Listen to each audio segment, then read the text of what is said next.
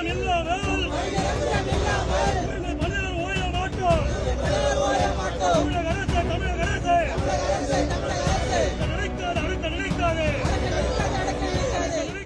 தினம் பாட்டாளி மக்கள் கட்சியினுடைய தலைவர் மரியாதைக்குரிய அன்புமணி ராமதாஸ் அவர்கள் இந்த போராட்டத்திற்கு பாட்டாளி மக்கள் கட்சி முழுமையான ஆதரவை வழங்குகிறது என்ற அறிக்கையை வெளியிட்டு அந்த அறிக்கையினுடைய நகலை இந்த போராட்டத்தில் இருக்கக்கூடிய நிர்வாகிகளிடம் கொடுக்குமாறு என்னை அனுப்பி வைத்திருக்கிறார்.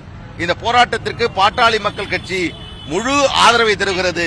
இவருடைய போராட்டம் வெற்றி பெற வேண்டும். இவருடைய போராட்டம் வெற்றி பெறுவதற்கு அனைத்து வகையிலும் இந்த துப்புரவு பணியாளர்களுக்காக பாட்டாளி மக்கள் கட்சி துணை நிற்கும். அன்புமணி கூட்டியுள்ள பொதுக்குழுக்கு எதிராக ராமதாஸ் உயர்நீதிமன்ற வழக்கு தொடுத்தார். நாளை அவசர வழக்கா எடுக்கிறதா நீதிபதி உத்தரவாதம் கொடுத்திருக்காரு. திட்டமிட்டபடி மாமல்லபுரத்தில் 9ஆம் தேதி பொதுக்குழு நடக்குமா? அதை எப்படி எதிர்பார்க்கிறீங்க? பாட்டாளி மக்கள் கட்சியினுடைய பொதுக்குழுவிற்கான அனைத்து பணிகளையும் நாங்கள் தீவிரமாக மேற்கொண்டு வருகிறோம். இன்று காலை நாங்கள் கேள்விப்பட்டோம் நீதிமன்றத்தை நாடியிருப்பதாக, அதற்கு தடை விதிக்க வேண்டும் என்று. அந்த வழக்கை நாங்கள் சட்டப்படி சந்திப்போம். பொதுக்குழுவை கூட்டுவதற்கான அனைத்து அதிகாரமும் மருத்துவர் அன்புமணி ராமதாஸ் அவர்களுக்கும் பொதுக்குழுவால் தேர்ந்தெடுக்கப்பட்டு இன்று அந்த பொதுக்குழுவிற்கு அழைப்பு எடுக்கப்பட்டிருக்கக்கூடிய வடிவேல் ராவணன் அவர்களுக்கும் இருக்கிறது. எனவே அந்த கூட்டம் சட்டப்படி நடைபெறக்கூடிய ஒரு கூட்டம். நீதிமன்றத்தில் இருக்கக்கூடிய வழக்கை நாங்கள் சட்டப்படி சந்திப்போம். மே 28ஆம் தேதி அவர் தலைவருக்கான பொறுப்பு போயிருச்சு. மே 30ஆம் தேதி இவர் தலைவர் ஆயிட்டார் சொல்லி அந்த மனுவில் மேற்கோள் காட்டியிருக்காங்க. அதை சொல்றேன் உங்களுக்கு. அதாவது வழக்கு தற்பொழுது நீதிமன்றத்தில் நிலுவையில் இருக்கக்கூடிய காரணத்தினால் வழக்கை தாக்கல் செய்தவர் நீதிமன்றத்தில் என்ன சொல்லுகிறார், என்ன வாதத்தை முன்வைக்கிறார்கள், அதற்கு என்ன பதில், உரிய பதிலை நாங்கள் நீதிமன்றத்தில் தெரிவிப்போம்.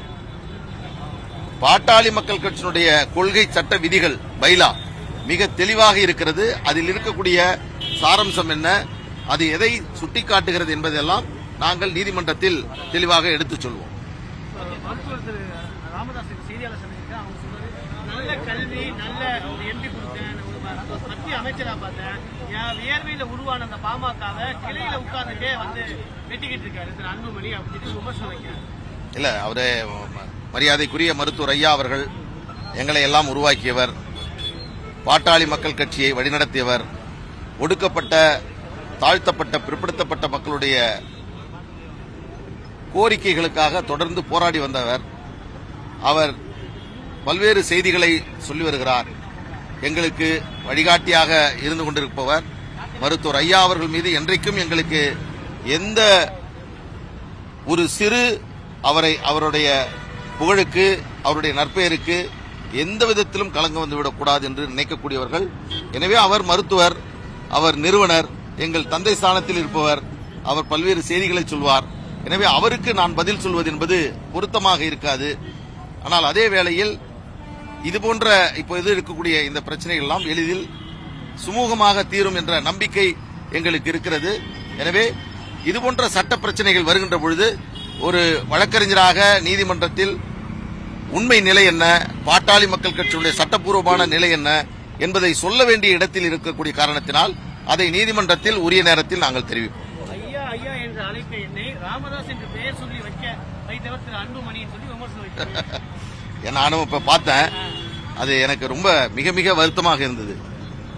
பொதுவெளியில், ஊடகத்தில், பல்வேறு விவாதங்களில் கண்ணியத்தையும் நாகரிகத்தையும் கடைபிடிக்க வேண்டும் என்று கற்றுக் கொடுத்தவர் மருத்துவர் ஐயா அவர்கள். எத்தனை விமர்சனங்கள் வந்தாலும் எங்கள் ஐயா அவர்கள் மீது பல்வேறு விமர்சன கணைகள் எழுந்த போதெல்லாம் ஈட்டியாக வரக்கூடிய அந்த விமர்சன கணைகளை என்னுடைய நெஞ்சிலே தாங்கி எங்கள் ஐயாவினுடைய புகழை பாதுகாத்தவன், அவருடைய புகழை உலகத்திற்கு எடுத்து சொன்னவன். இது போன்றவர்கள்தான் பாட்டாளி மக்கள் கட்சியில் இருக்கிறார்கள். எனவே அப்படி யாரும் சொல்லவில்லை. அப்படி யாராவது சொல்லி இருந்தால் அது தவறானது. அப்படி சொல்லவில்லை. ஒருபோதும் மருத்துவர் அன்புமணி ராமதாஸ் அவர்கள், மருத்துவர் ஐயா அவர்கள் குறித்து, இப்பொழுது இருக்கக்கூடிய நிலை குறித்து யாரும் எந்த விமர்சனமும் செய்யக்கூடாது என்பதைத்தான் தொடர்ந்து சொல்லி வருகிறார். அதை நாங்கள் முழுமையாக கடைபிடித்து வருகிறோம். தற்பொழுது இருக்கக்கூடிய நிலை, சூழல் மாறும் என்று நாங்கள் நம்புகிறோம். நன்றி.